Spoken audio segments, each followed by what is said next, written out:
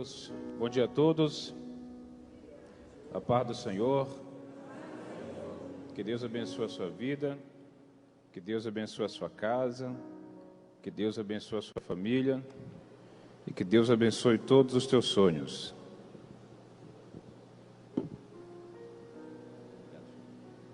Você que trouxe um exemplar da Bíblia Sagrada, por gentileza, estamos na 5ª lição, fazendo já a transição do livro de Jó, da última semana, e hoje temos Provérbios, um dos livros poéticos mais incríveis da Bíblia Sagrada. Provérbio de 1 a 9, o convite à sabedoria.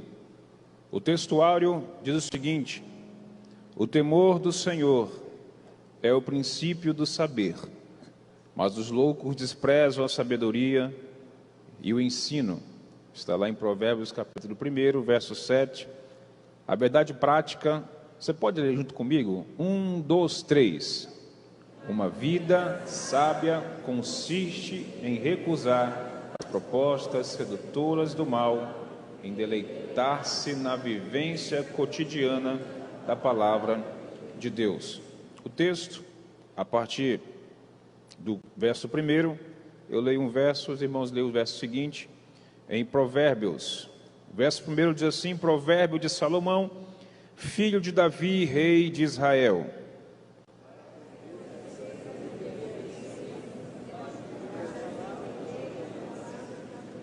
Para se receber a instrução do entendimento, a justiça, o juízo e a equidade.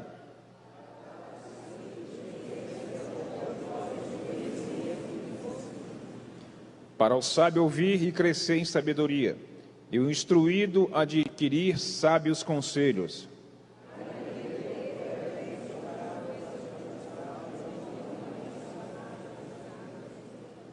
O temor do Senhor é o princípio da sabedoria, e os loucos desprezam a sabedoria e a instrução.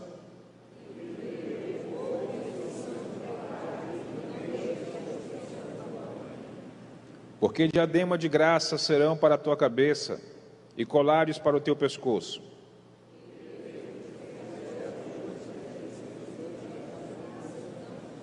Se disserem, vem conosco, espiemos o sangue, espreitemos sem razão os inocentes,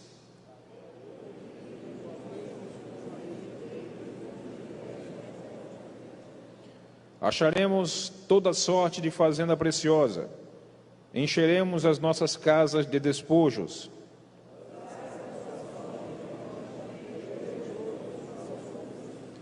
Filho meu, não te ponhas a caminho com eles, desvia o teu pé das suas veredas.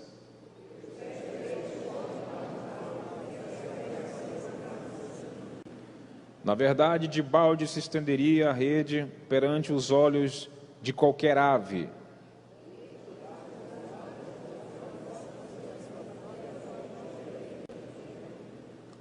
Tais são as veredas de todo aquele que entrega a cobiça, ela prenderá a alma dos que a possuem.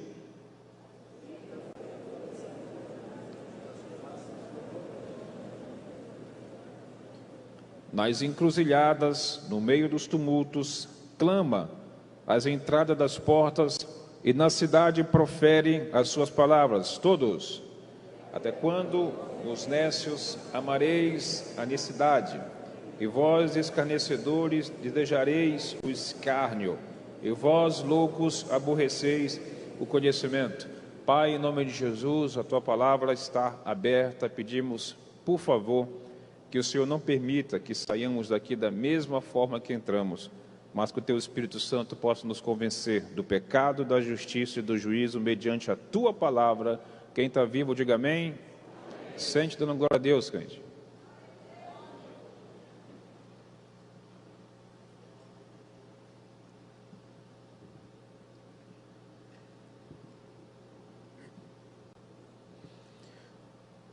Livro de Provérbios, estamos entrando em uma das lições que vão trazer para a gente um pano de fundo a respeito de um dos assuntos mais importantes da Bíblia, que é a correlação entre a sabedoria. A Bíblia Sagrada, no seu cânon sagrado, 66 livros, 39 do Antigo, 27 do Novo, ela foi agrupada por estilos literários. Fecha-se agora as obras através de etapas, de classes. Dentre esses estilos literários foram fechados o Pentateuco, os livros históricos, os livros poéticos, a qual o livro de Provérbios faz parte, e os proféticos. Os livros poéticos, dentro desse quadro, dentro desse estilo literário, é composto pelo livro de Jó, pelos Salmos, Provérbios, Eclesiastes e Cantares. Ou seja, os livros poéticos, eles têm caráter de ensinamento e instrução. A introdução do livro, o livro de Provérbios é um tesouro de sabedoria prática. Afinal de contas, toda a literatura da Bíblia, todos os escritos da Bíblia, trazem para a gente aplicações práticas para a nossa vivência pessoal. O livro de Provérbios, no primeiro ponto, vai falar sobre o seu contexto e a sua autoria. A própria autoria do livro de Provérbios, ela já é atribuída a Salomão. O verso 1 já começa a declarar essa afirmação. E o seu contexto inicial, para que eu possa fazer o pano de fundo do contexto inicial, eu preciso que você me acompanhe no raciocínio, que é muito lógico, que faz a conexão diretamente com o livro de Provérbios. A mídia, por favor, 2 Crônicas, capítulo 1. 2 Crônicas, capítulo 1, o verso é o 10, tá? São 3 versozinhos, 10, 11 e 12. Então, para que eu possa iniciar, eu preciso entender esse pano de fundo. O texto diz assim, ó: dai-me, pois, agora sabedoria e conhecimento, para que eu saiba conduzir a testa desse povo, pois quem poderia julgar a esse grande povo? Verso 11, Deus disse a Salomão: porquanto esse é o desejo do teu coração, e não pediste riqueza, bens ou honra, nem a morte dos que te aborrecem, nem tampouco pediste longevidade, mas sabedoria e conhecimento, para poder julgar ao meu povo sobre mim. O verso 12, cadê o verso 12? Sabedoria e conhecimento são dadas a ti, e te darei riquezas, bens e honras, quais não teve nenhum rei antes de ti, e depois de ti não haverá igual a ti, ou teu igual. Ou seja, observe agora, há uma conversação, há uma interação entre o próprio Salomão, filho do rei Davi, agora já assumindo o trono do pai, está sucedendo o governo, o trono do pai, o período monarca de Israel. Agora Salomão assume, Salomão ainda é muito jovem, se encontra em um período e um momento muito complicado, muito delicado, e a petição de Salomão não foi o poder, não foi status, não foi que aumentasse o exército naquela ocasião, mas a petição e o pedido de Salomão foi para que Deus, dentro de um ambiente muito privado, muito solícito, ele pede agora a sabedoria. Então ele poderia pedir qualquer coisa, e isso tem sido um desafio para a gente, chegar no momento em que tivéssemos possibilidade de estar somente a sós com Deus. E qual seria a nossa petição? Qual seria o nosso pedido? Salomão agora encontra-se meio que oprimido pela circunstância, muito jovem, assumindo uma responsabilidade monarca que muitos homens não conseguiriam assumir e não conseguiriam corresponder àquele atributo e àquela situação. Mas observe que Salomão agora, ele não pede tudo aquilo que Deus tinha proposto para ele de forma secundária, mas ele pede a sabedoria. Ou seja, Salomão não pediu os bens, não pediu riqueza, não pediu poder bélico para poder enfrentar os povos adversários, não pediu qualquer inteligência natural ou humana para que pudesse resolver a situação, mas ele pede sabedoria, porque Salomão tinha esse entendimento que a inteligência ele tinha, ele era treinado dentro do império, treinado dentro do reinado, ou seja, sábios e anciãos treinavam, formavam, instruíam Salomão, porque afinal de contas era filho do rei, mas agora ele se encontra sabendo que a inteligência que ele tem não é suficiente para resolver a situação. Então nesse momento ele pede para Deus a sabedoria, ou seja, ele está dizendo, eu sou inteligente, eu sou esperto, eu tenho aqui os atributos, mas somente isso aqui não vai ser suficiente, não vou conseguir corresponder, o povo vai ficar desgovernado, eu preciso da tua sabedoria. Então por favor, Senhor, dai-me sabedoria. Esse foi o pedido de Salomão. Isso é que ele pede. O contexto e a sua autoria. Salomão fez em média algumas compilações, ou seja, o livro de Provérbios era um livro de escritos de sábios. Então Salomão fez algumas compilações em relação a isso. Salomão compôs cerca de 3.000 provérbios, em média de 1.005 cânticos. Olha o que a sabedoria faz. Olha onde a sabedoria te leva. Observe agora o conteúdo e o propósito dos valores. O conteúdo e o propósito do livro de Provérbios são valores, princípios e virtudes. Ou seja, o tema central do livro de Provérbios são princípios de convívio. Esse é o tema central e é a base central do livro de Provérbios. Provérbios é o 20º livro do Antigo Testamento, dentro dessa classe literária dos livros poéticos, e tem 31 capítulos. O ponto agora de destinatário vai dizer para a gente, no terceiro elemento aqui da nossa revista, terceiro parágrafo, diz que esses provérbios eles têm um destinatário, tem um destino. E o destino desse livro de provérbios é a todo o povo de Israel e em verdade busca alcançar toda a humanidade. Ou seja, o livro de provérbios não ficou limitado como história, como é somente para aquele povo, mas o livro de provérbios, como tem o seu cunho espiritual, alcança por princípio de convívio, virtudes, conceitos e princípios até os dias de hoje. Ou seja, é um livro que tem inspiração eterna porque veio diretamente do coração de Deus. Quantos estão aí? Então, o destinatário não era somente o povo de Israel, mas também nos alcança. O segundo ponto vai falar a respeito dos fundamentos da sabedoria, ou seja, os fundamentos, a base central de concentração desse elemento. O livro de Provérbios proclama que a verdadeira sabedoria floresce em um coração temente a Deus. Vou repetir que isso aqui é muito legal. O livro de Provérbios, ele proclama que a verdadeira sabedoria, então não é a falsa, não é a pirata, a verdadeira, ela exige um coração temente a Deus. Não é um coração com medo de Deus, é um coração temente a Deus. O primeiro ponto fala sobre o temor do Senhor. E por algum tempo a gente acabou tendo uma lógica um pouco equivocada em relação ao temor do Senhor, confundindo um pouco com medo do Senhor. O temor do Senhor, ele nos aproxima de Deus. O medo de Deus nos afasta dele. Porque o temor do Senhor é um segredo para conhecer a Deus na intimidade. Eu só consigo conhecer o Pai na intimidade e conhecer as vontades do coração do Pai a partir do temor, não é de medo. Observe, livro de Gênesis, quando Adão e Eva pecam dentro do jardim, o próprio Adão, quando Deus, do portal do jardim, ele proclama e grita e chama por Adão. Adão, Adão agora está escondido e declara para Deus: eu ouvi a tua voz e me escondi, porque tive medo. Ele não declara que se escondeu, porque estava com temor. Porque o temor é a relação maior de intimidade com o Pai.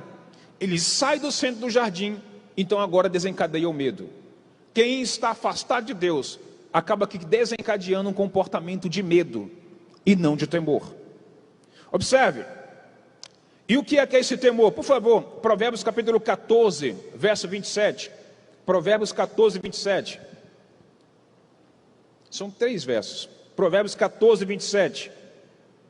O temor do Senhor é a fonte de vida para evitar os laços da morte. O temor do Senhor. Agora 15, 33.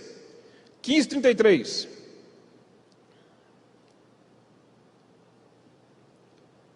O temor do Senhor é a instrução da sabedoria, e a humildade precede a honra. 16, 6.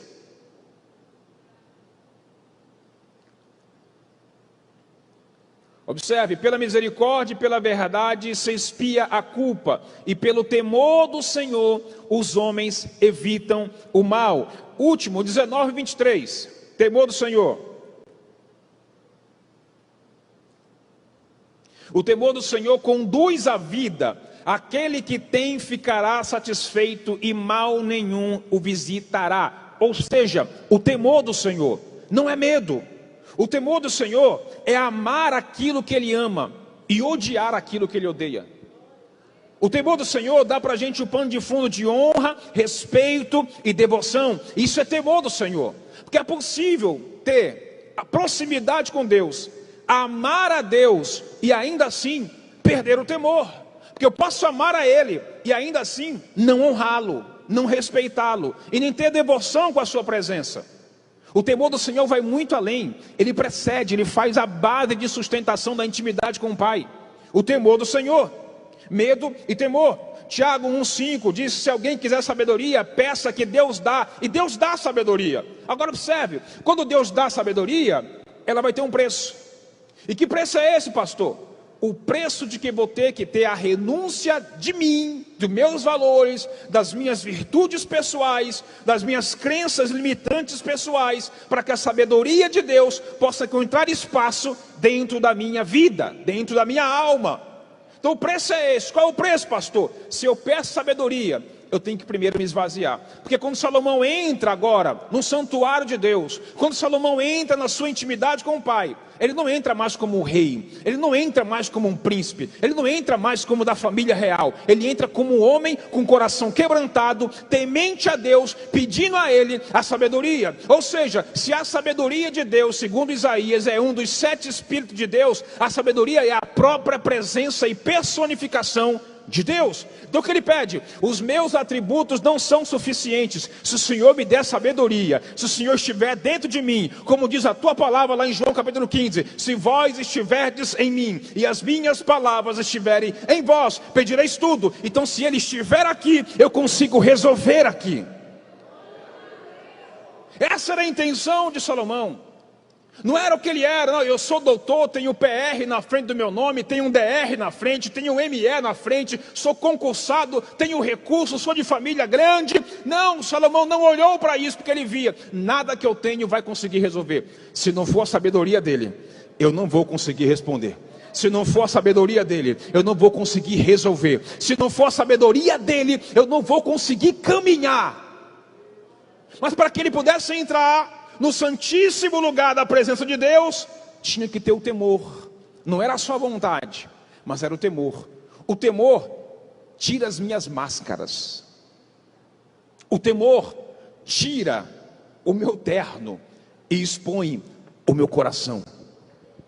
Eu não sou nada sem ti, Senhor. Eu não sou nada sem tua presença. E qual que é o preço disso que nós pedimos? Qual que é o preço de pedir sabedoria? Me esvaziar mais, renunciar ao meu egocentrismo, renunciar àquilo que eu acho que é a base de sustentação para mim, e não permitindo que Deus seja para mim um gênio da lâmpada mágica, que eu vou esfregar para ele a língua ao Aladim e pedir 3 pedidos, ter desejo. Isso seria muito bom, mas Deus não é assim. Ele quer um espaço de habitação dentro de nós.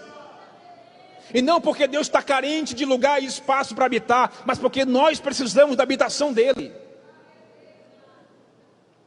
No contexto familiar, é fazer um pano de fundo: filho meu, ouve o ensinamento de teu pai e não deixe a instrução da tua mãe. Ou seja, deixar um legado de ensino e instrução para os filhos é responsabilidade nossa, através do princípio e do espírito de sabedoria. Porque é fácil eu deixar a ele um legado de instrução, de um treinamento de inteligência emocional. Isso não é difícil, mas agora eu inculcar no coração, na mente e nos valores do meu filho a sabedoria, exige a partir de mim me esvaziar, para que eu possa estar cheio dele, a ponto de dividir e partilhar com os meus. Isso é responsabilidade minha. A inteligência, a escola faz. A inteligência, um bom professor faz, e vai conseguir eficiência e êxito nisso. Mas a sabedoria, meu irmão, só vem dele. Só vem dele. Só vem dele. Guarda o teu coração, sobre tudo que se guardar. Guarda o coração, porque dele precedem as fontes da vida. Ou seja, alimentar o nosso coração com a palavra de Deus é vital para uma vida cristã sábia e saudável. O salmista no Salmo 119 diz assim: a tua palavra escondi, guardada no meu coração. Mas não guardou no meu coração para eu me aparecer dizendo que sou sábio. O texto diz que ele guardou no coração para ele não pecar contra Deus, não errar contra Deus, não errar o alvo contra Deus. Mas isso só é possível se eu guardar a palavra no coração, na tábua do meu coração. Na tábua do meu coração. Na tábua do meu coração. Guarda o coração. A personificação da sabedoria. vai trazer para a gente o pano de fundo da sabedoria como uma pré-existência, a pré-existência da sabedoria. A sabedoria ainda não é uma atitude, ela é uma pessoa, não é uma pessoa humana, mas uma pessoa divina. Ou seja, há uma personificação, uma materialização da sabedoria. E essa materialização, essa personificação está na própria pessoa de Cristo Jesus. 1 Coríntios capítulo 1, verso 24, por favor.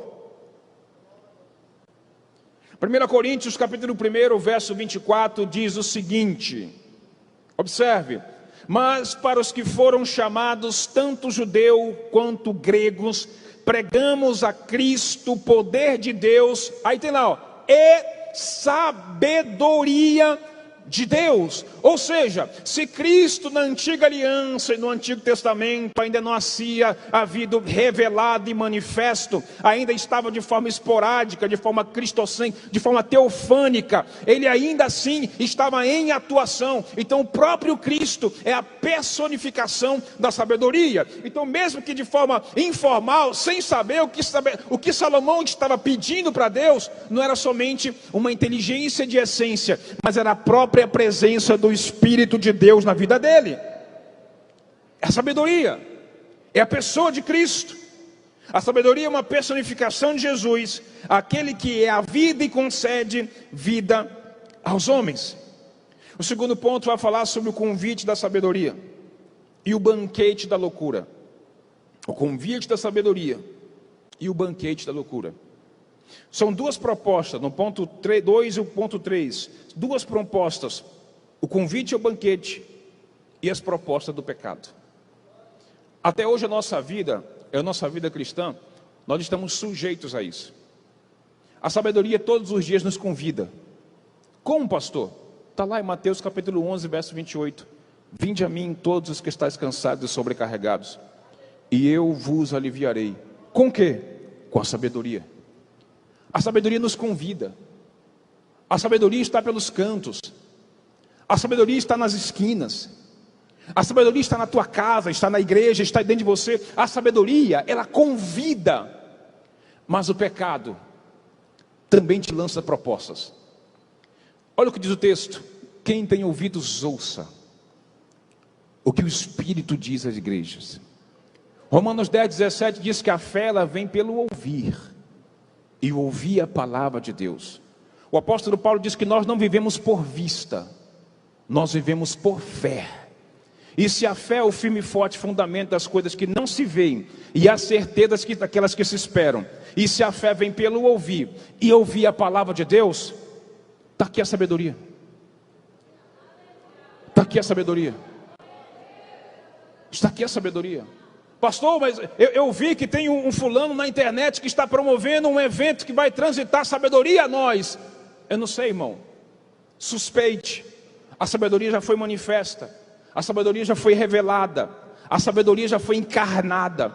A sabedoria subiu, mandou o Espírito Paracleto Consolador. Está para voltar e você está procurando ela. Está aqui. Daqui a pouco, 1 Tessalonicenses capítulo 4, verso 16, os céus vão se rasgar, e nós, aqueles que estiverem cheios do Espírito de sabedoria, encontraremos com Ele nas nuvens, e iremos para bodas do Cordeiro, cheio da sua presença.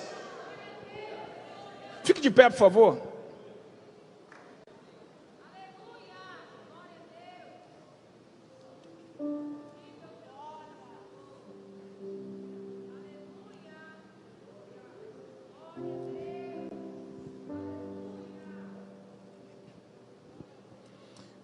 Observe, hoje é ceia do Senhor. Talvez você tenha chegado hoje aqui com o coração arrebentado, se arrastando. Ontem estava vendo a rede social, tinha um casalzinho de jovem em cima do shopping tentando se matar. Por graça de Deus, não consumaram esse ato. Pastor, o que é isso? É depressão? Tudo pode ser. Por meio de saúde, emocional, espiritual, não sei. Mas uma coisa eu sei: que faltou o espírito de sabedoria ali.